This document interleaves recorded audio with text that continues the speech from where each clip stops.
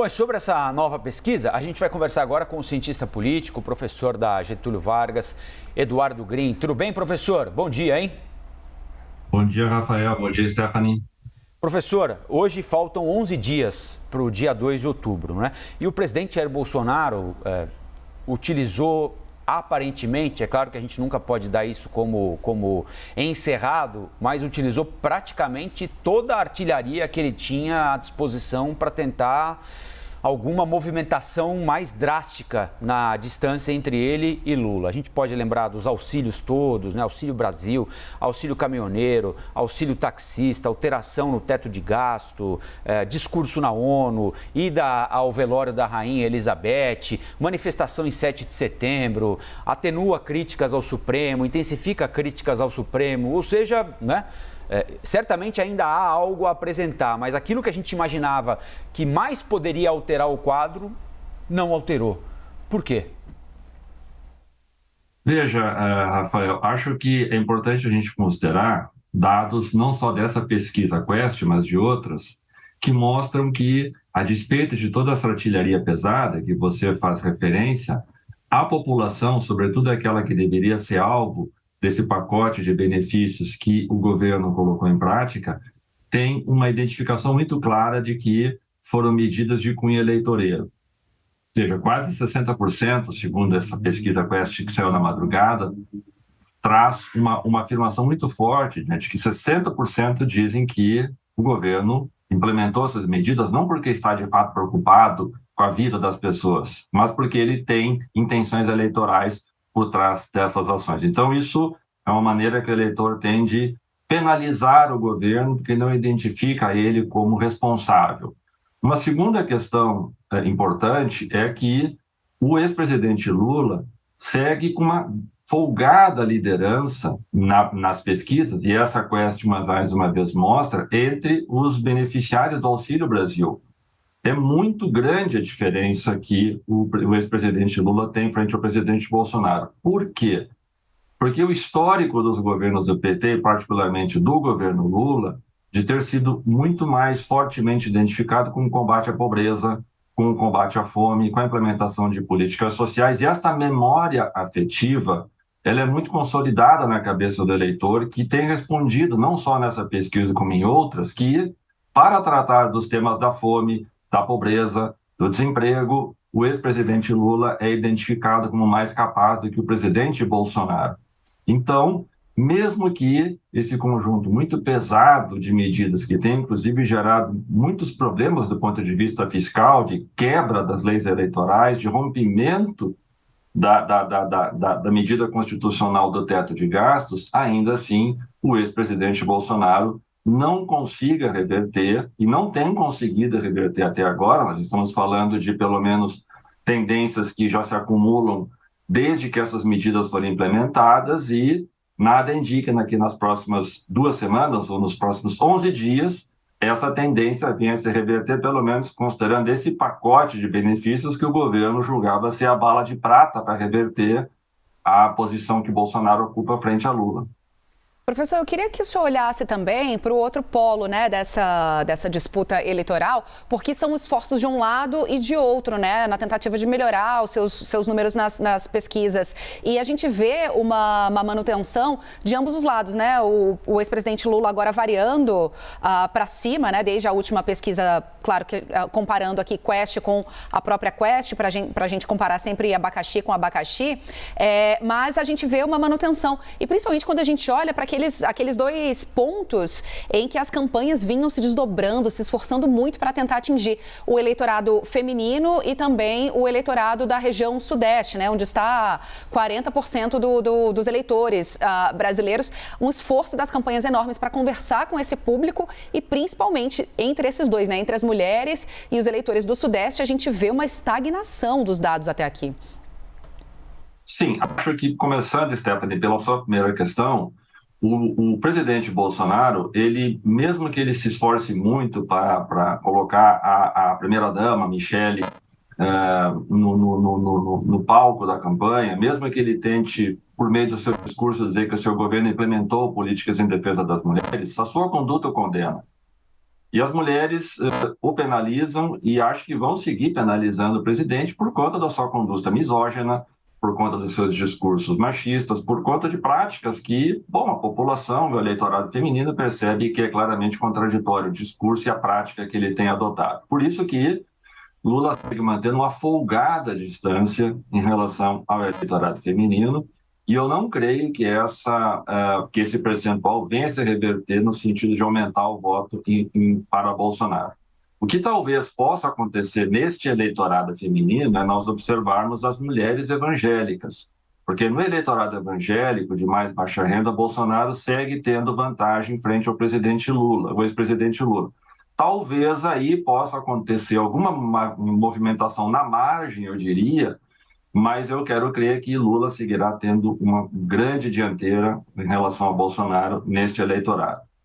No caso da região sudeste, é bastante importante. Por que razão? Nós temos, como é sabido na região sudeste, 43% de todo o eleitorado brasileiro. E, portanto, São Paulo, Rio e Minas concentram um número muito importante, muito expressivo do eleitorado brasileiro. Particularmente em São Paulo, nós temos a grande aposta de Bolsonaro nessa eleição, que é a presença do Tarcísio de Freitas como candidato a governador. E, portanto, Bolsonaro precisa, de maneira muito desesperada, eu diria, retirar votos do ex-presidente Lula nesse que é o principal colégio eleitoral do país. E ele não tem conseguido também fazer isso, ainda que os números da região sudeste nessa pesquisa pareçam, talvez, dado o contexto, menos desfavoráveis do que era até então para o presidente Bolsonaro. No entanto, o ex-presidente Lula compensa folgadamente um eventual empate na região sudeste com uma larga dianteira na região nordeste. Então, Bolsonaro já deve ter feito um cálculo que ele não conseguirá reverter votos de Lula na região nordeste e, portanto, está optando agora em concentrar os seus esforços na reta final, nessa região na qual ele foi vencedor em 2018. Lembrando que em 2018 Bolsonaro só não ganhou de Haddad no segundo turno justamente na região nordeste e, portanto, Bolsonaro busca atuar naquela região que ele julga que tem um voto um pouco mais conservador, no interior de São Paulo, no interior de Minas, e com isso buscar retirar votos do ex-presidente Lula para conseguir o que ele quer nesse momento, que é evitar a vitória de Lula no primeiro turno. O senhor falou sobre o Sudeste, professor, e fazendo algo que a gente não deve fazer, né? Como lembrou aqui a Stephanie, que é misturar abacaxi com laranja, mas misturando abacaxi com laranja, porque tem um dado que foi divulgado agora, ontem, né? Pelo IPEC, que é outro instituto, a gente está falando da pesquisa da Quest, mas o IPEC divulgou a pesquisa para a presidência nos 3 maiores colégios eleitorais do país. E em São Paulo, o que é um fato a ser considerado, hein? Porque o PT não vence uma eleição em São Paulo, eleição nacional, desde 2002, quando houve o que então concorrente também ao governo de São Paulo, ex-prefeito, ex-governador Paulo Maluf, qualificou como uma onda petista naquele ano, né? E mesmo assim por uma diferença pequena. Depois, mesmo vencendo eleições nacionais, o PT só perdeu em São Paulo, que é um estado antilulista, basicamente, né? Lula lidera em São Paulo com 10 pontos de vantagem sobre Bolsonaro, 43-33, segundo o IPEC.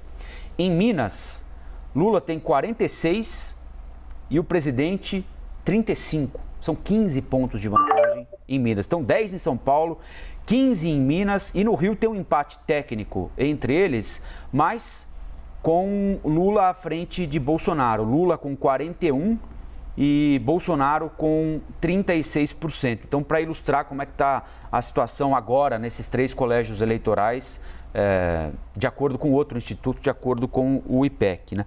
Mas voltando aqui para a vaca fria, como diriam, professor, para o nosso assunto, que é a pesquisa Quest, agora tem eu estou baixando muito a cabeça aqui, porque eu estou olhando para o celular, onde estão os dados todos da pesquisa, então peço desculpa ao professor e a quem está nos acompanhando, mas é que eu ainda não encontrei uma outra forma de fazer isso aqui, e considero esse dado relevante, professor, porque a pesquisa também pergunta, mudaria o voto para Lula vencer no primeiro turno?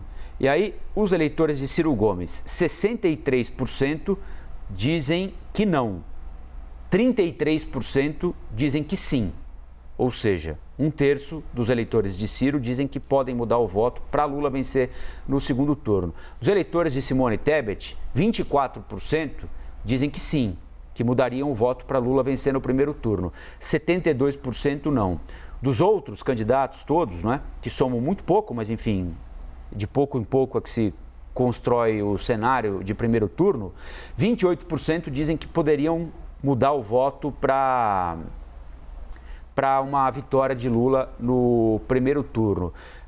O senhor acredita que se a gente chegar nesse mesmo estágio em que nós estamos agora, até a sexta-feira da semana que vem, até o sábado da semana que vem, no domingo, pode ocorrer algum movimento mais intenso, seja ele a favor do Lula, para liquidar a fatura no primeiro turno, aquele eleitor do Ciro, da Simone, que vão chegar ali no domingo e falar assim, bom, meu candidato preferido não tem mais chance, como eu não quero aquele, eu vou nesse. E também a mesma coisa no sentido contrário, ou seja, eu sou eleitor do Ciro, da Tebet, sou indeciso, mas não quero o Lula de jeito nenhum, então vamos para o segundo turno, votar no Bolsonaro. O senhor acredita nesse movimento ali nas últimas horas, antes das 8 da manhã do dia 2 de outubro, abertura das urnas?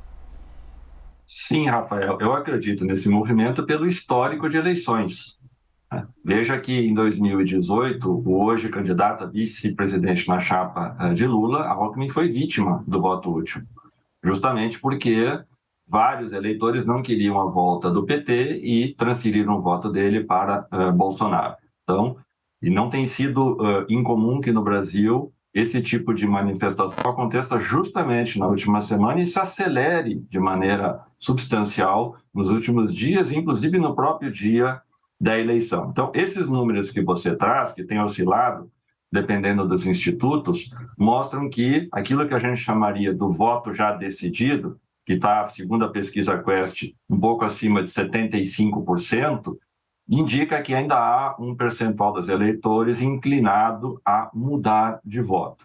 Claro que o voto é muito mais consolidado em Bolsonaro e Lula, que estão acima de 80% em relação às suas escolhas de voto, e sempre a opção é de olhar para os candidatos que estão abaixo, no segundo pelotão, nesse caso Ciro Gomes e Simone Tebet. O primeiro aspecto que eu consideraria aí é que até o presente momento nós temos tido uma resiliência muito grande de eleitores, tanto de Ciro e de Simone Tebet. E eu reputo isto por uma razão que boa parte dos eleitores não rejeita Bolsonaro, evidentemente, mas também não vê com bons olhos a volta do ex-presidente Lula. Tanto é que boa parte dos eleitores de Simone Tebet tem mais escolaridade, renda salarial maior e são aqueles que a pesquisa mostra que não tem uma preferência pela volta do ex-presidente Lula. Similar é também um pouco a opção por Ciro Gomes. Então, o que eu quero dizer com isso? Nós vamos ter que observar se essa resiliência numa eleição que hoje é marcada por ser ou a favor de Bolsonaro ou por ser anti-Bolsonaro, esse é o jogo que nós temos em disputa hoje, esse é o jogo político em questão. Tanto é que o antipetismo, que era uma forma que Bolsonaro tinha de usar mais uma maneira de colocar medo no eleitor, não se mostrou relevante até agora. Então nós vamos ter que identificar se esse grande contingente anti-bolsonarista conseguirá reunir forças para trazer votos em favor dele, o que neste momento significaria claramente uma opção em favor do ex-presidente Lula. A segunda questão que nós temos que considerar não é só o voto útil, mas é também aquilo que passou a ser chamado no Brasil ultimamente do voto envergonhado.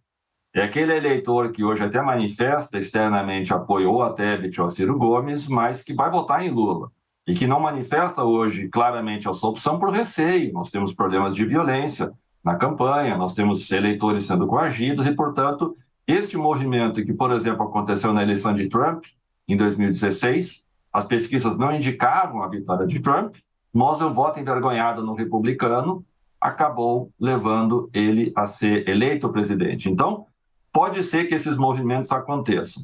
Por outro lado, eu acho que, dado o histórico da transferência de voto chamado útil no Brasil, é pouco provável que Bolsonaro se beneficie desse movimento. Porque há uma lógica do eleitor de não desperdiçar seu voto. E a tendência dele é votar naquele que desponta como vencedor. E esta pesquisa Quest mostra, por exemplo, que as pessoas acreditam de maneira majoritária que quem vai ser o vencedor será o ex-presidente Lula. Então, isso vai gerando também uma influência coletiva, as pessoas vão se comunicando, vão se falando, e isso gera um movimento sempre muito mais favorável a quem desponta na liderança. Então, neste sentido, eu creio que nós deveremos, na semana que vem, ver, sim, um processo gradativo de movimentação de votos em favor do ex-presidente Lula. A pergunta de $1 bilhão é saber se ela será suficiente para a eleição ser decidida ou não no primeiro turno. A estratégia de Lula seguramente é essa, e a de Bolsonaro é de evitar que isso ocorra para levar para o segundo turno. Mas vamos ter uma semana muito movimentada ano que vem. Talvez um dado apenas para registrar isso, desse movimento de migração de voto, é uma notícia que há pouco a CNN estava apresentando, e ontem nós já tínhamos a informação, por exemplo, do racha do PDT, o vice-presidente nacional do PDT abandonando o partido, dizendo, olha, eu não aceito que o meu partido venha ser linha auxiliar do bolsonarismo. Então, esses tipos de movimentações podem vir a acontecer semana que vem. Sim. Então, vamos aguardar para ver se de fato isso caminhará segundo o histórico que nós temos no Brasil de eleições. Serão 11 dias dinâmicos e bem animados daqui até o primeiro turno, né? Então, hoje, há 11 dias do primeiro turno das eleições, nós temos esse cenário segundo a pesquisa Quest. Lula, 44% das intenções de voto, Bolsonaro, 34%. E aqui conosco, Eduardo Green, cientista político, professor da Fundação Getúlio Vargas, nos ajudando a entender o cenário de momento. Professor, muitíssimo obrigada pela sua presença, sempre muito bem-vindo aqui no Novo Dia. Obrigado, Stephanie. Obrigado, Rafael. Bom dia para vocês.